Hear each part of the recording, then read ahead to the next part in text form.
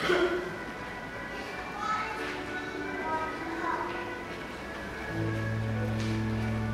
as we come to the end of the service, we must not forget our Blessed Mother.